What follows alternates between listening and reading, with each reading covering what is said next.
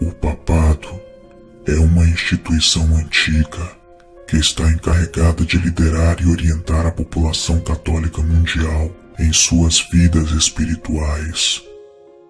Papa provém do latim uma palavra carinhosa para pai. É o bispo de Roma e, como tal, é o líder mundial da Igreja Católica Romana. O Papa é eleito pelo Colégio dos Cardeais e o seu posto é vitalício, ou seja, enquanto viver seu cargo eclesiástico é chamado de papado, e sua sede de Santa Sé. O Papa também é o chefe de Estado da cidade do Vaticano, uma cidade-estado soberana enclavada por Roma. A religião católica acredita que Jesus designou São Pedro como pastor e rocha da igreja, e os papas, como seus sucessores, possuem autoridade para governá-la. Hoje, vemos o Papa como uma figura cujo poder vem de sua capacidade de influenciar a direção do catolicismo e até do cristianismo como um todo, e, portanto, a opinião de mais de 2 bilhões de pessoas na Terra. O Papa exerce o poder de forma sábia através do simbolismo e da importância histórica do papado. No entanto, as coisas nem sempre foram assim. Após a difusão do cristianismo em todo o mundo ocidental, o papado tornou-se cada vez mais poderoso. Uma vez que os vários governantes e monarcas da Europa e do Oriente Médio começaram a se converter ao cristianismo, o Papa teve uma espécie de controle sobre vários reinos cristãos recém-convertidos. O grande cisma, que começou em 1053, dividiu o cristianismo efetivamente em 2, com o Papa tornando-se a figura mais importante da Igreja Católica com base na Europa Ocidental, e os cristãos do leste, que formavam a religião cristã ortodoxa, viraram as costas para o papado, pois perceberam que a Igreja estava dando mais louvor ao Papa do que ao próprio Jesus. Durante a maior parte dos próximos 1000 anos após o cisma, era o Papa católico que controlava e influenciava grande parte das atividades seculares, artísticas e políticas na Europa Ocidental, que foi rapidamente estabelecendo-se como o grupo mais poderoso de reinos e estados da Terra.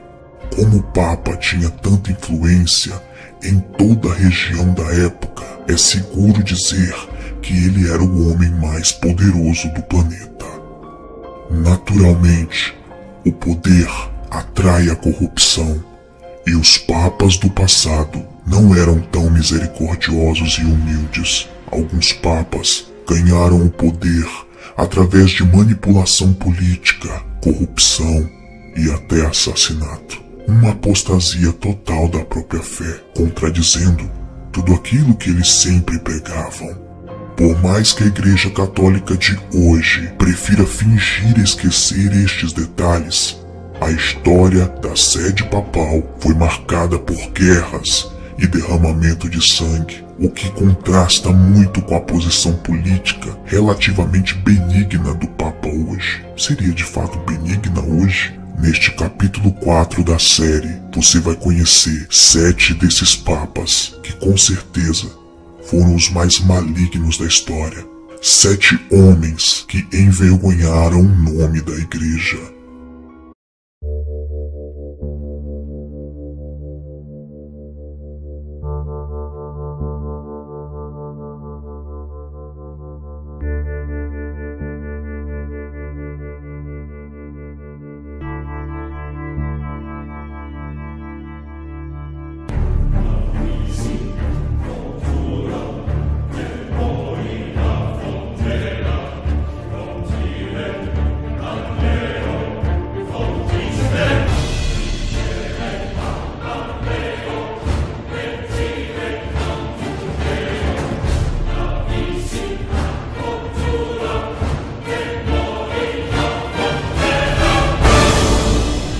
O lado obscuro da Igreja Católica.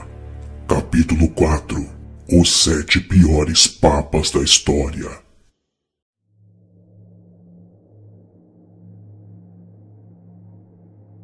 Nos capítulos anteriores da série, você viu o começo conturbado da Igreja Católica, as guerras promovidas em nome da fé, mas com interesses políticos obscuros, e o derramamento de sangue desnecessário, cruel e covarde da Inquisição ordenada pelos papas, sob os quais marcaram a história com injustiça em nome de Deus. Falaremos sobre alguns agora, 7 homens que com certeza não só envergonharam a sua instituição, mas que envergonharam a humanidade com suas atitudes. Júlio III, o papado do Papa Júlio III, começou em 1550 e teve uma duração relativamente breve, chegando ao fim após a sua morte em 1555.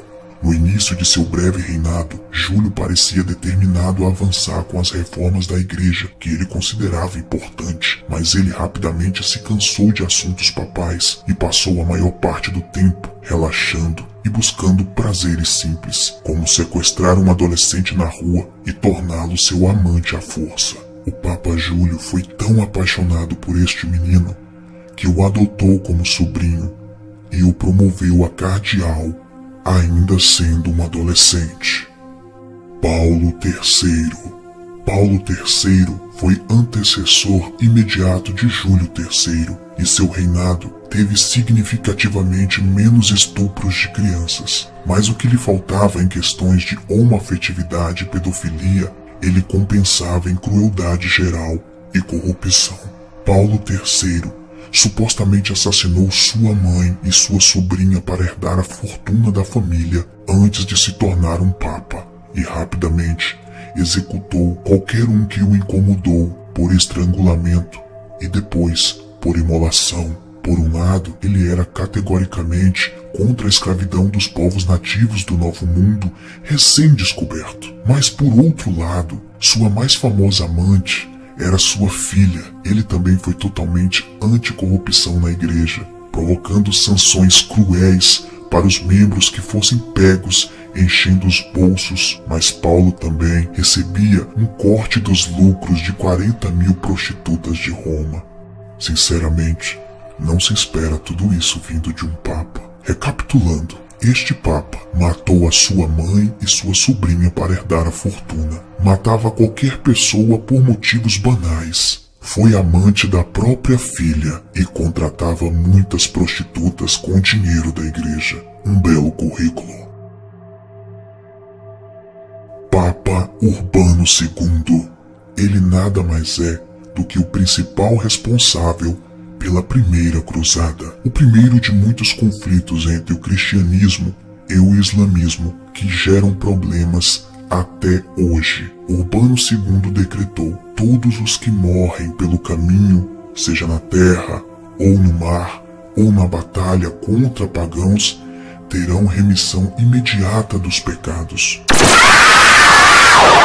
Isso eu concedo-lhes, através do poder de Deus a mim concedido, ao dar a cada assassino, estuprador e ladrão uma chance para entrar no reino de Deus. Ele garantiu a criação de um exército que estaria pronto e disposto a invadir a Terra Santa. O sumo pontífice aparentemente tinha algumas habilidades tremendas de oratória, uma vez que ele conseguiu convencer todo o concílio de Clermont para aprovar a Primeira Cruzada em 1095, com um discurso que terminou com a sala inteira dos seus pés gritando Deus o quer.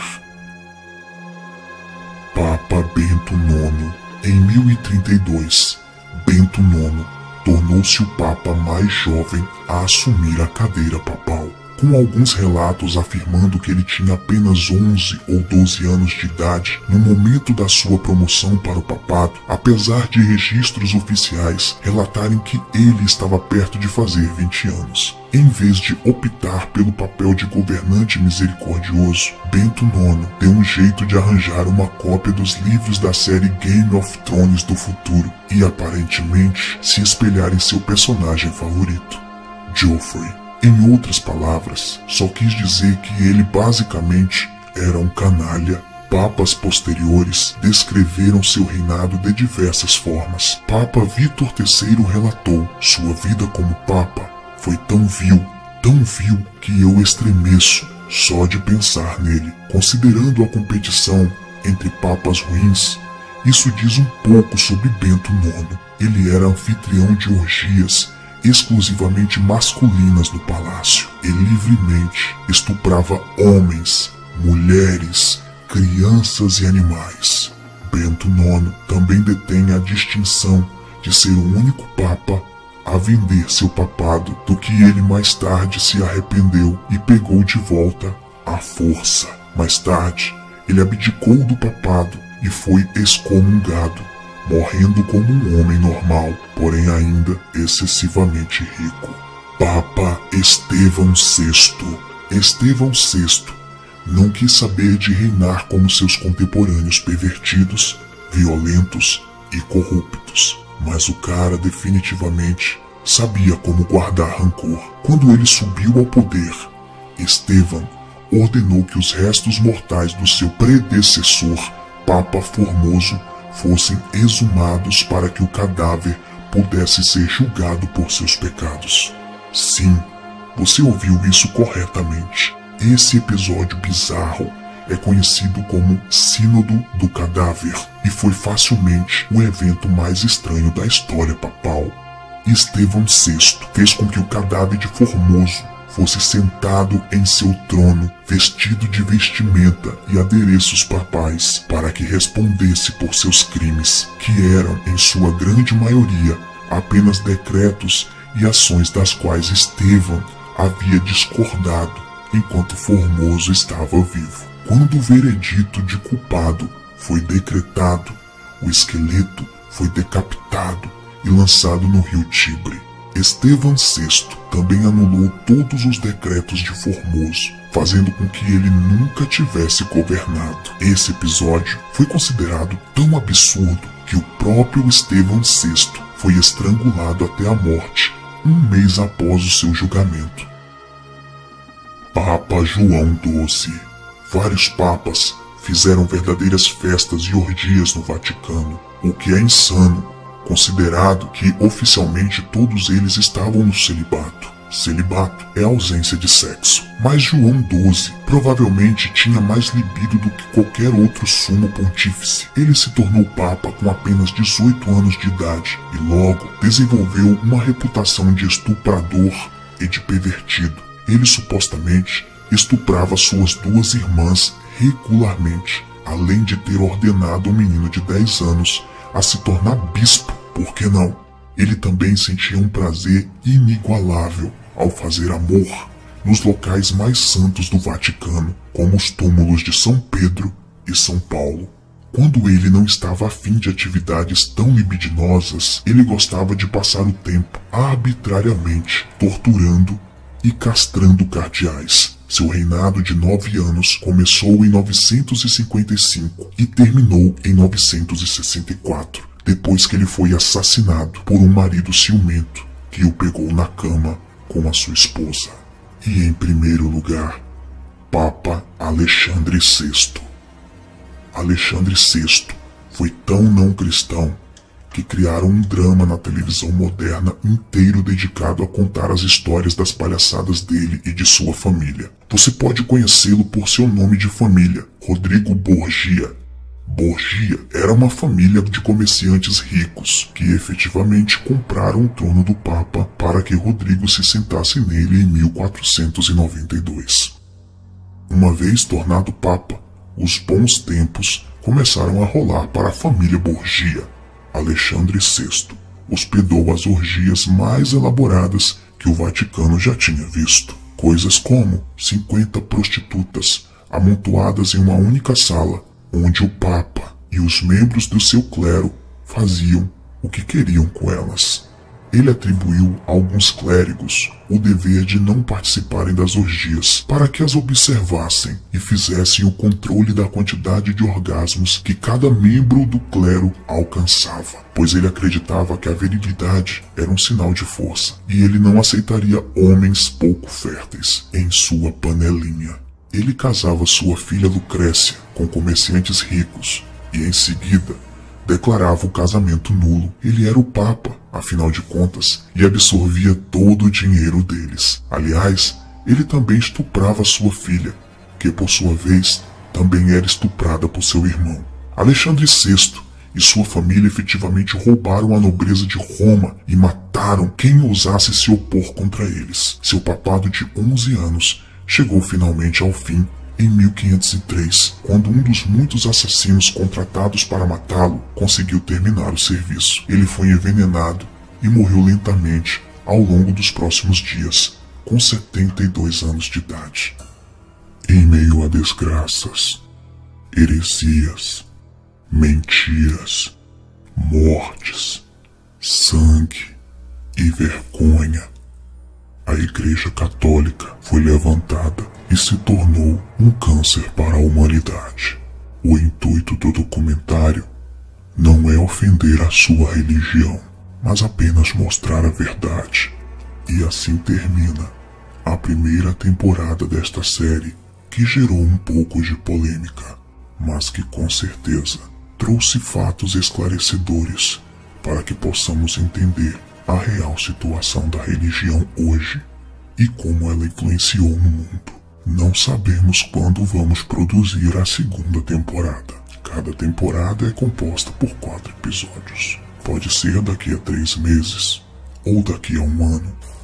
Eu ainda não sei, mas uma coisa é certa: a sua mente se abriu, concordando comigo ou não. Questionamentos nesse momento são feitos. Cabe você julgá-los, administrá-los e refletir. Até a próxima temporada de O Lado Obscuro da Igreja Católica.